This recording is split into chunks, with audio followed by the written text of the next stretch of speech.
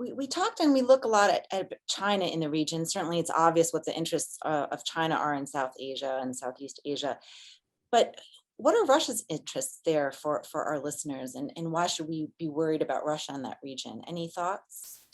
Well, I think historically, East Asia has not really had, or Southeast Asia for that matter, has not really had the priority for Russia that some other regions have had. And if you look at Russian official strategy documents or foreign policy and security documents, the foreign policy concept, the military doctrine, the national security strategy, other things like that. You generally see, Europe really front and center.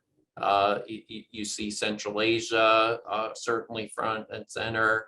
The Middle East, perhaps not as high a priority as the other two, but an increasingly important region for Russia, particularly now with the ongoing operations in Syria. And Asia, has often been, at least until recently, was often really kind of secondary. I think we've seen in recent years, greater and greater and greater priority put on to the Russia-China relationship. And at the same time, we see at various times kind of these interesting signals or suggestions, perhaps, that Russia is also trying to balance a little bit China itself in various ways. We see sometimes, I think, some signs of that in the Russia-Japan relationship.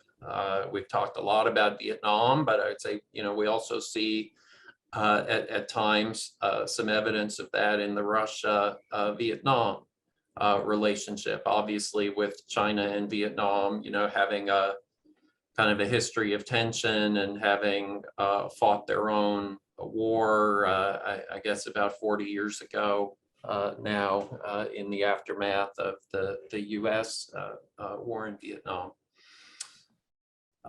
So I think for Russia, the main stake really today is an economic one, as opportunities for Russia to get investment, to get high technology, from the United States or from other Western countries are constrained. I think Russia is looking increasingly to Asia for those things, certainly to China, but, certainly also to Japan and Korea.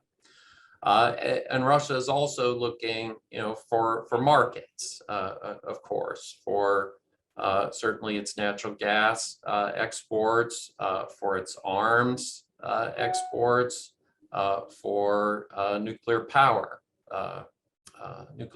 plants.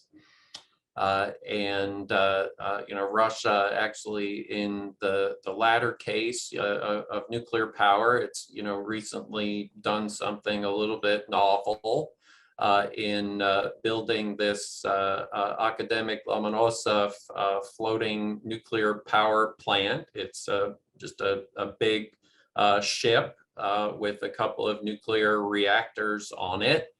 It kind of left the shipyard a while ago and has gone out to the Russian Far East. It's kind of the northern, the Arctic coastline, but in the Far East, it's a town called Pevek, which is a coastal town in that part of Russia.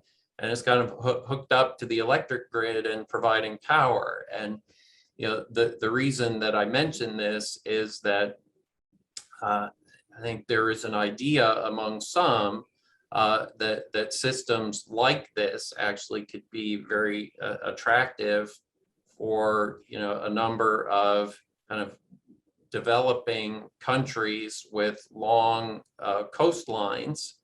And it's something that one would not necessarily need to buy, but might be able to, sort of rent or lease or something to provide power on a kind of short term, compared to the life of a nuclear power plant. But perhaps, for several years or something, as countries kind of have expanding demand and maybe not all of the infrastructure that they need to support it. So there are a lot of different, I think, interests that Russia can have really across a broad range of issues.